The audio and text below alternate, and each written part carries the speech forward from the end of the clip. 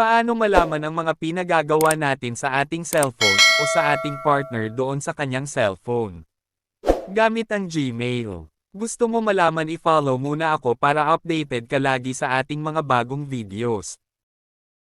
Open ang Google app. Tap ang Gmail profile pic. Tap ang Manage your Google account. Hanapin ang Data and Privacy at itap. Scroll pababa. Hanapin ang Web and App Activity at itap. Scroll pababa. Makita natin ang app icon.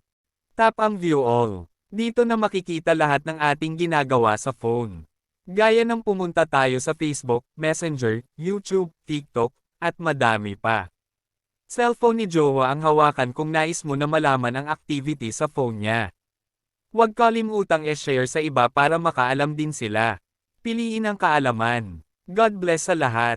Alam mo ba, gamit ang photos ni Jowa, o photos natin malaman natin ang mga dummy accounts at mga social media accounts ni Jowa. Ituturo ko sa inyo kung paano.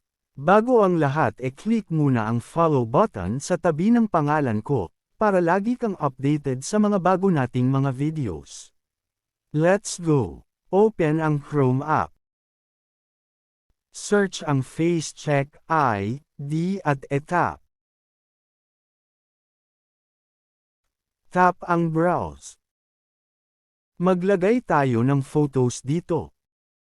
Tap Internet by Face. Tap ang box. Tap Agree and Search. Itagpi mo lang ang photo puzzle. Antayin lang natin mag-generate.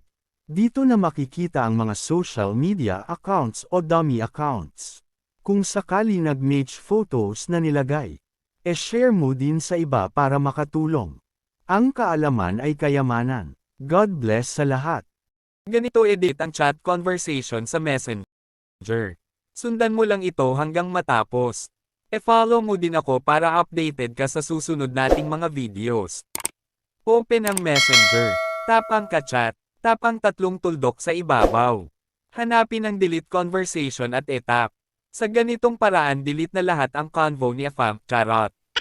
Huwag kalimutang i-share sa iba para makaalam din sila. Ang pag-ibig kailanman ay nangingibabaw. To God all the glory. Paano delete ang chat?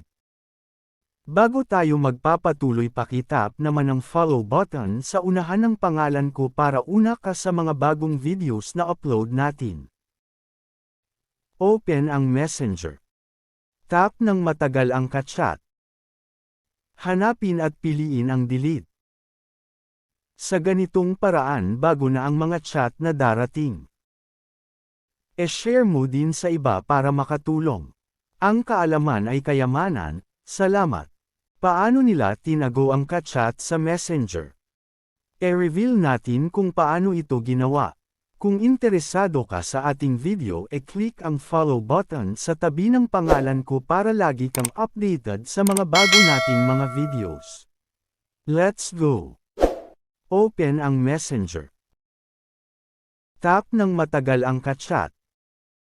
Piliin ang archive. Automatic matago ang ka-chat. Paano nga ba ito makita? Tap ang tatlong lines. Sa ibaba makita ang archive at itap. O ayan, dito ang ka-chat na tinago. E-share mo din sa iba para makatulong. Salamat.